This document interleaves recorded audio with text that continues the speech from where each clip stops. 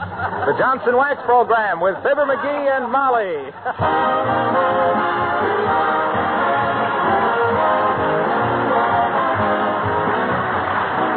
The makers of Johnson's Wax and Johnson's Self-Polishing Glow Coat present Fibber McGee and Molly, written by Don Quinn, with songs by the King's Men and music by Billy Mills. The show opens with Be Young Again.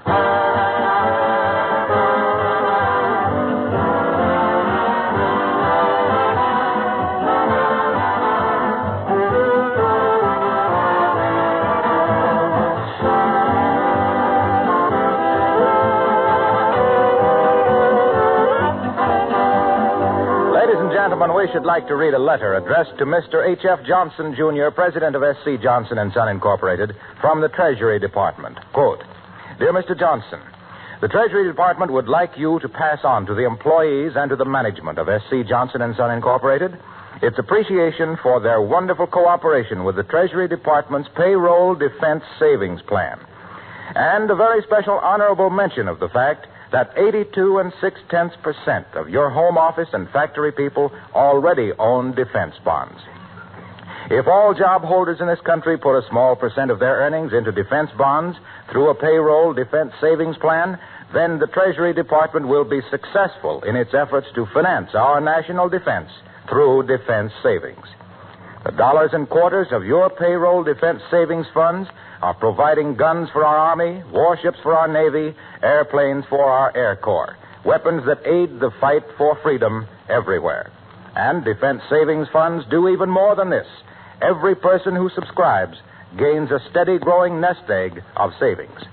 Once again, thanks to the employees of S.C. Johnson & Son, Incorporated, one of the many great concerns which are cooperating splendidly with the Treasury Department's Payroll Defense Savings Plan and entire defense savings effort.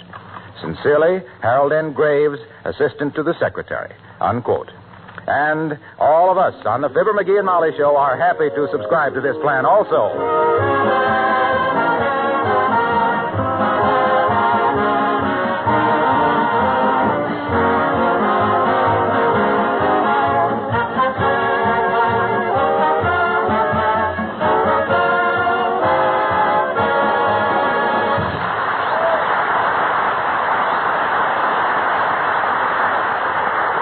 Who threw the rock through Mrs. Upington's window? That is a mystery which bids fair to go down in history with those other immortal enigmas, such as where did the swallows go from Capistrano? And who threw the extraneous matter into Mrs. Murphy's chowder? And here at 79 Wistful Vista, still discussing the matter, we find Fibber McGee and Molly.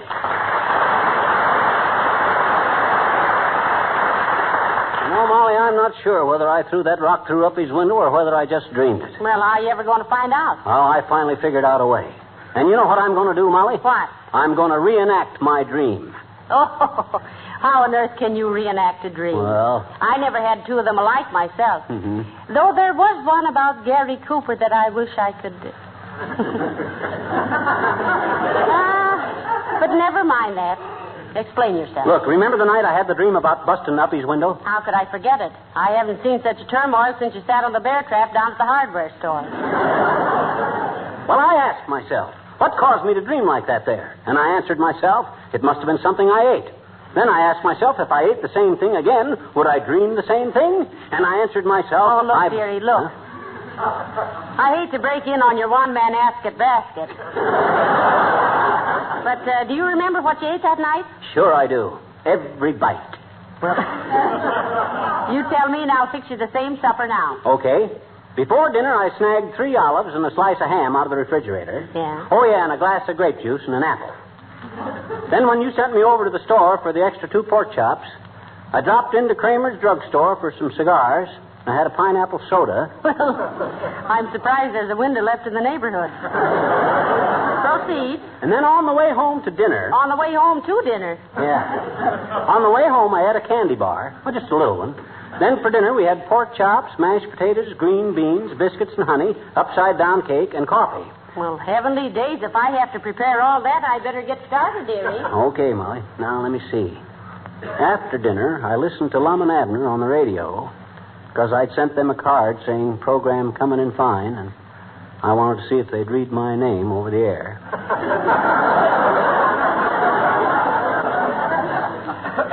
Then I lit a cigar, and I sat here. Come in. Hi, mister. Oh, hi, sis. Don't bother me now. I'm reconstructing a dream. What? I says I'm busy. Don't bother me. What you want? Hey, somebody threw a rock through Mrs. Uppington's window. Did you know that? Did you have some sly purpose in asking me that, sis? Well, gee, no. I was just wondering who could have done it is all, mister. Oh. Mrs. Uppington told my daddy if she ever found out who did it, she was going to arrest him for delicious mischief. For what? Delicious mischief. You mean malicious. Hmm? It's malicious, not delicious. Why? Well, because it was an act of malice. You know what malice is? Sure I do, I bet you. Well. I got a Christmas present from her. From who? From Alice. Oh. Yeah, she's my cousin. A great big beautiful doll, too. Oh, she is, huh? I said she is, eh? No, she did. Oh. Okay. Let's get back to Mrs. Uppington's window. Oh, gee. And peek in, Oh, no. I mean, let's discuss the matter further. You got any idea who could have done it? Have you? I asked you first. Willie Toops owns a slingshot. Oh, he does, eh? Yeah. Well, now we're getting someplace. So Willie Toops has got a slingshot, has he? No. Huh? You says Willie has got a slingshot, and then you says he hasn't. No, mister, no. He owns one, but he hasn't got it. He loaned it to somebody. Aha. Well, we're still hot on the trail. Who did he loan it to? You. Me? Sure he did, I bet you. Huh? Last summer when you said that cat was keeping you awake all night, remember? Oh, my gosh. That's right. He did. Yeah. Willie and I talked it all over, and we thought people might think you did it if they knew you had Willie's slingshot. And I said, well, gee, Willie, I said, we mustn't tell on Mr. McGee because he's always been so nice to us, and he's always given us 50 cents for a soda. 50 cents? Well, you know how it is with the war, mister, everything going up. And Willie said, gee, when I have a soda, I forget everything I ever knew, he said. And I said... Okay, sis. It's blackmail, but I'll pay. Here's $1. Split it with Willie, the little gangster. Gee, mister, thank you. Oh, boy, a whole $1. Boy, will Willie be happy when I tell him. Well, run on home and tell him then. Oh, I won't have to go clear home, mister. Huh? He's waiting outside. Oh. Hey, Willie, it worked. So long, mister.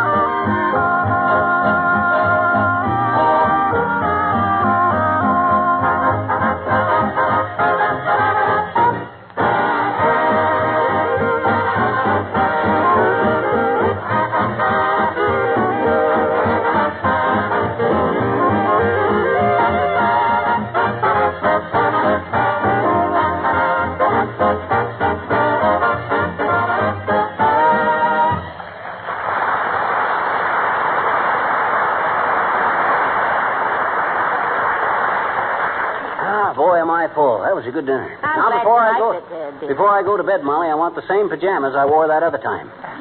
I think I wore my purple ones, didn't I? Yes, I believe so. I remember that because you lost the string out of the pants and were using a piece of rope for a belt. Oh, the string wasn't lost exactly. I was using it to patch the clothesline in the backyard. It was 3 feet too short. And why?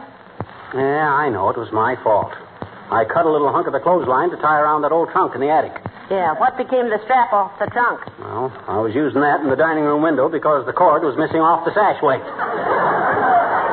Well, what happened to the cord off the sash weight? I don't know what happened. It must have... Oh, my gosh. That's the cord I was wearing to use to hold up my pajamas. Oh, say, McGee, I almost forgot to tell you. The first thing tomorrow, I've got to run downtown and do some shopping for Mrs. Upington. Uh-oh. She's so upset over this window-breaking affair, she hasn't had any time to shop at all. Okay, I'll stay here and keep an eye on things. What do you got to get her? A turtle. A turtle? A turtle. What does she want a turtle for? Well, search me. Maybe it's a playmate for her Pekingese. But anyway, it's none of our business why she wants it. Imagine a woman her age wanting a turtle for a pet. I can't. Why, that old fossil is old. Oh, dear. Come in. Oh, Mrs. Upington. Come in, Abigail. Oh, thank you, my dear. Good day, Mr. McGee. Hi, Uppy. Got a new pane in your bay window?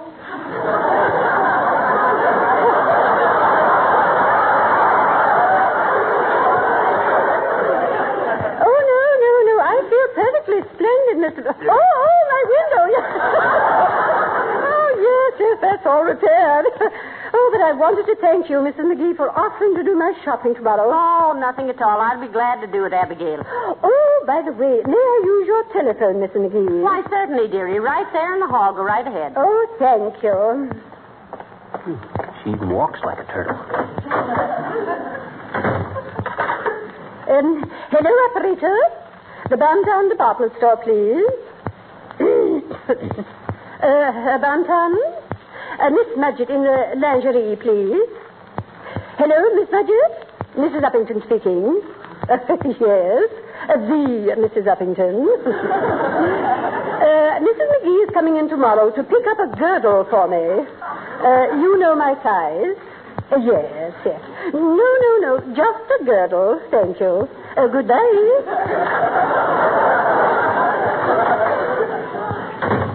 I called the Bantam, Mrs. McGee. You just ask for Miss Mudgett, and she'll charge it to my account. Well, now, you needn't have gone to all that trouble. I could have paid cash.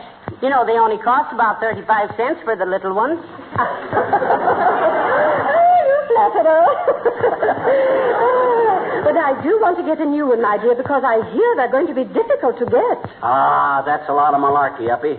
I could go out in the country tomorrow and get you a dozen, all shapes and sizes.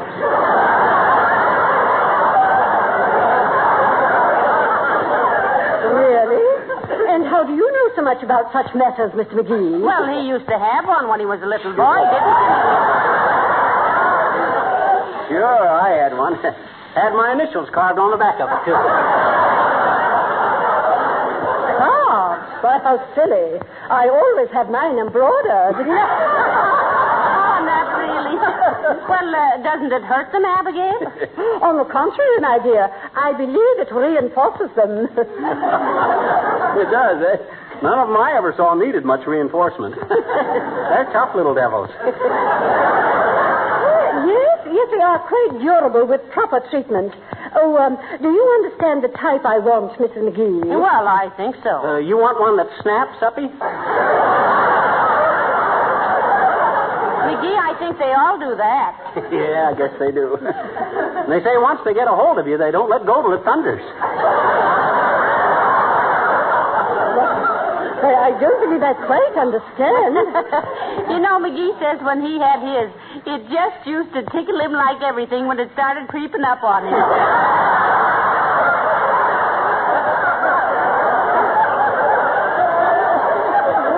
Yeah, they're persistent little cusses.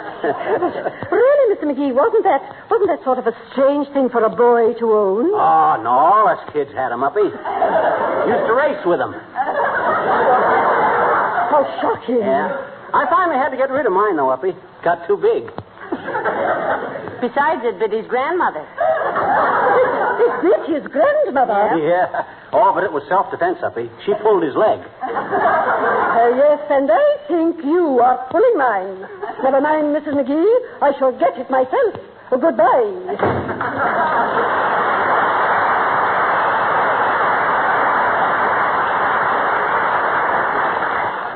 What's she getting so ritzy-snitsy about? Well, I don't know, but it's all right with me. Let her buy her own turtle if she wants one so bad. I'd better run upstairs and see if your purple pajamas are back in the laundry. Yeah, and look, Molly. Yes? Let's not discuss the dream at all from now on. I want to keep my mind clear and unaffected. That's very sensible. Yeah. The less it's discussed, the less influence it'll have over your sleeping That's tonight. right. You know, they say... Hey, Fibber, I just came from the police station, and the cops have heard that you had some kind of a weird dream that night about walking over to Upington's and heaving a rock through the window. We don't want to discuss anything like that, Mr. Wilcox. Let's talk about something else. Yes, but the police... Let's discuss Johnson's self-polishing glow coat, Harlow. The product that goes on the shelf of every self-respecting household. The genuine... Wait a minute, Fibber. The police... Now, getting back to glow coat, Harlow, think of how it protects linoleum against wear and dirt, and how it saves hours and hours of housekeeping. Keep the neighbors from making cracks about the cracks in your linoleum by using Johnson's self-polishing glow coat. The no rubbing, no bubbling. Darn it, let me talk, will you? The police think that in view of the dream you had, that Don't forget that it dries to a lovely glistening finish in 20 minutes or less, dearie. I'll say it does. Just pour a little out, spread it around, go knit a shelter blanket for 20 minutes or less, and what have you got? The kind of a kitchen floor you dream about. Why, say, what is this? Quit changing the subject, will you? Who's changing the subject? We want to talk about glow coat. Why, certainly. We love glow coat. Yeah. In addition to its other wonderful properties, it keeps us off the streets on Tuesday nights. It's a marvelous product. Why do you suppose millions of housewives all over the world... Oh, all right. Nice going, McGee. Yeah, I sure got him off the subject, didn't I? Yes, you did. So the police think I did it, eh? Well, let them try and prove it. By George... I just wanted to tell you, Fibber, the police are convinced you didn't have anything to do with it. Huh? What? They remember you played first base against the police softball team last summer, and they know you couldn't hit a 6-foot window from 30 feet away even if you were awake.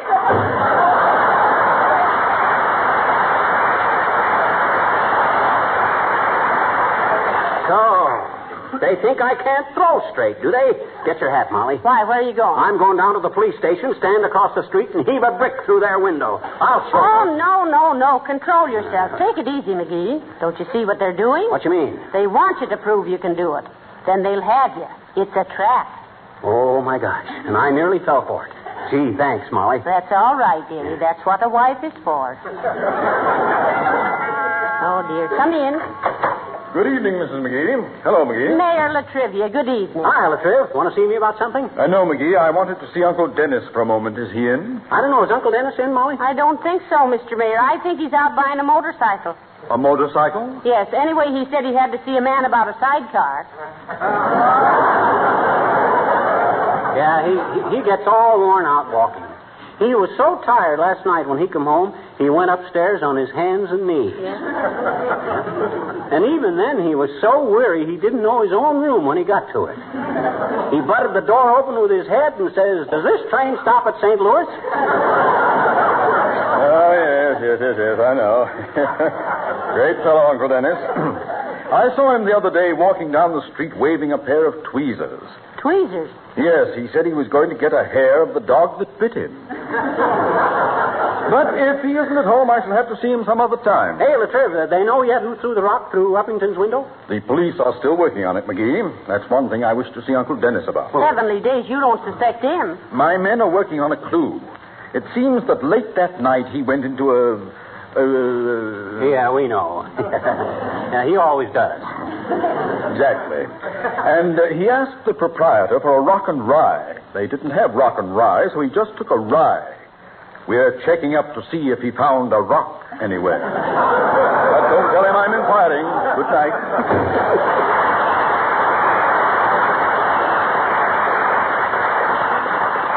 Poor Uncle Dennis. What do you mean, poor Uncle Dennis? He brings it all on himself. Why, that guy has beckoned to more men in white than Dr. Kildare. Wow. Now, what was it? Oh, yeah, my purple pajamas. I'll run right up and get them, dearie. Now, you lock the door and...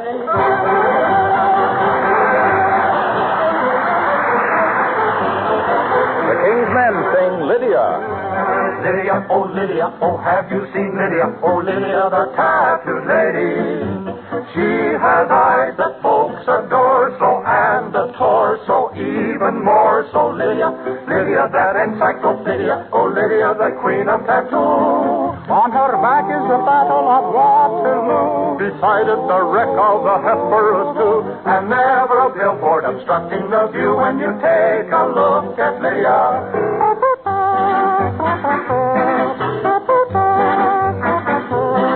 She will show you a view of the world, a tattoo if you step up and tell her. For a dime you can see Kankakee or Paris or Washington crossing the Delaware. La la la, la la la, la la la, la la la. Here is Buffalo Bill with his lasso. Here's a little classic by Mendel Picasso. Here's the Jim Theater in the rumba. Here's her Social Security number. La la la, la la la, la la la, la la. Oh, Lydia, oh, have you seen Lydia? Oh, Lydia, the tattooed lady. Here's the leaning tower of Pisa and the smile of Mona Lisa. Lydia, Lydia, have you seen Lydia? Oh, Lydia, the queen of them all. For a quarter, she'll dance a mazurka in jazz with a portrait exhibit that no gallery has. And on a clear day, you can see Alcatraz. Step over here and see Lydia, the queen of tattoo.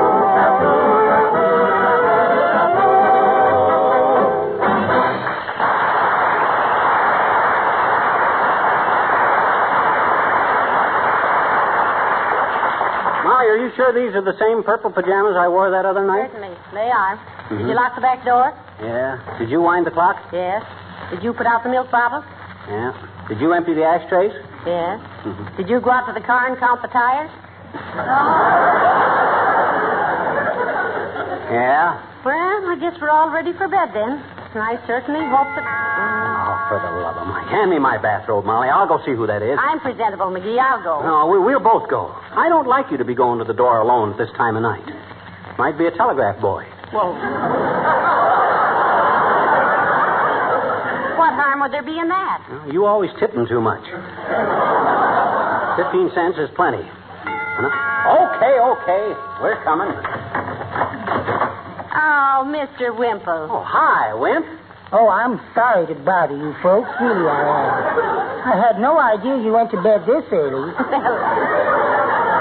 We don't ordinarily, Mr. Wimple, but Buck McGee has a nightmare he wants to ride again.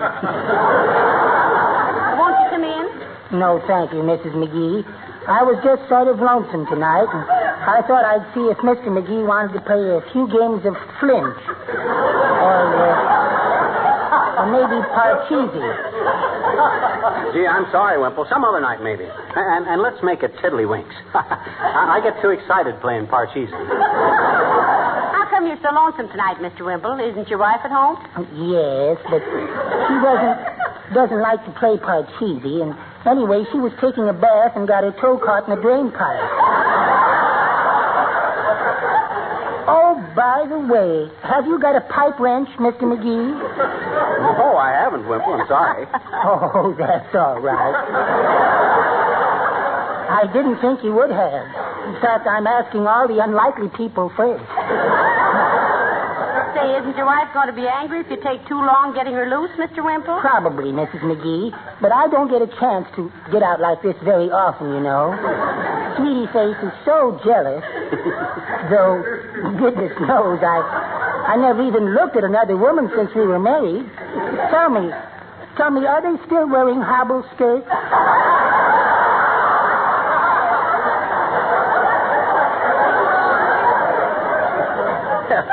You're a card, Wimp. Hey, is your wife still teaching wrestling and jiu-jitsu to the police force? Oh, yes. She takes her police work very seriously, Mr. McGee. Too seriously, I sometimes think. Too seriously, Mr. Wimple? Yes. I told her it was ridiculous to have a siren on the front of her vacuum cleaner. And what did she say? Oh, she just gave me one of those mischievous little smiles and kicked my feet out from under me.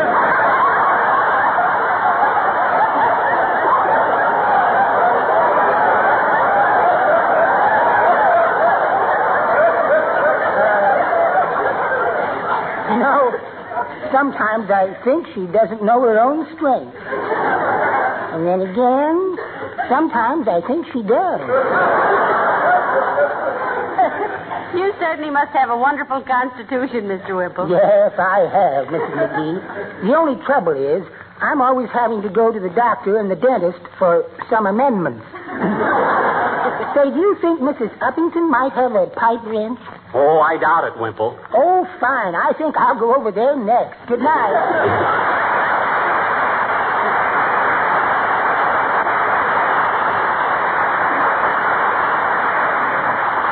Oh, poor Mr. Wimple. You know what he needs is a personal defense program. Oh, well, let's hit the hay. If I'm going anywhere in my sleep, I want to get to bed before my pajamas get all wrinkled. Well,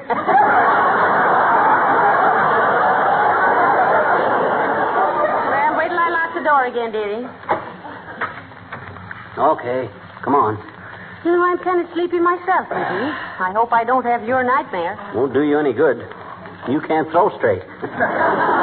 McGee, what on earth are you going to do with that rope? I'm going to tie one end to the bedpost and the other end to my ankle. But what on And earth? if I do start walking in my sleep, I won't get far.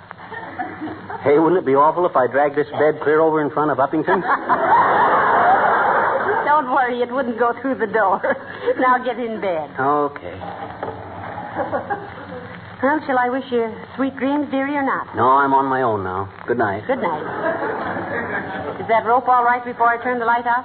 It's okay. Gives me a nice feeling of security. Good night. Good night.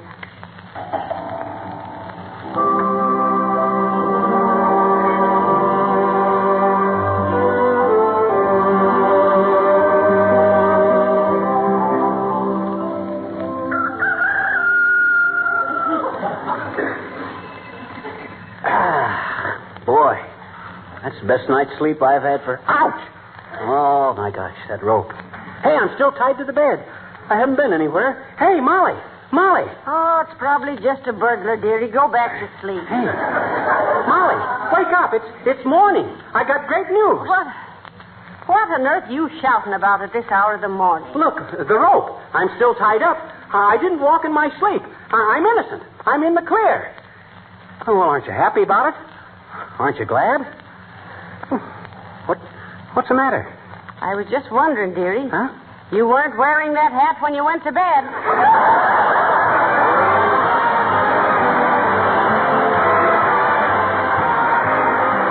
Today, North and South American countries are working together to promote closer cultural and commercial relations. It is clear that the more we can use each other's products, the better off we will all be. For many years, an important ingredient of Johnson's wax has been the vegetable wax carnauba, which comes from Brazil. It is, in fact, one of that country's principal exports. Carnauba wax is important to Brazil's economy, and it helps us produce a better wax polish for the protection of your floors, furniture, and woodwork. The carnauba is skillfully blended with other waxes to give you a wax polish that is easy to use, one that adds rich beauty to all finishes, and enables you now to protect and take better care of the things you have. There are over 100 protective uses for this wax polish in your home. You can buy genuine Johnson's wax in 3 forms, paste, liquid, and in the new cream wax. Ladies and gentlemen, on January 30th, President Roosevelt will celebrate his Diamond Jubilee birthday.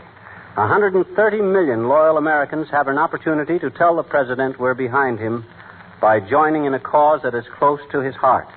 The fight against infantile paralysis. Yes, let's all give as many dimes and dollars as we possibly can in our local campaign. And let the president know that he has every man, woman, and child in the nation on his side. Good night. Good night, all.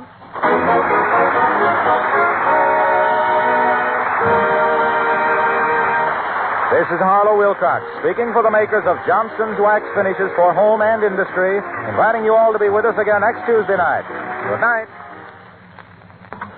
I can't tell you how you can get new tires for your car, but I can tell you the easy way to take care of the paint job and keep it new looking. Just give it an occasional treatment with Johnson's Car New, the sensational auto polish that both cleans and polishes in one application, 2 jobs in one. Car New is inexpensive, easy to use, gives your car back its original showroom shine. Don't wait. Buy a can of Johnson's Car New this week, spelled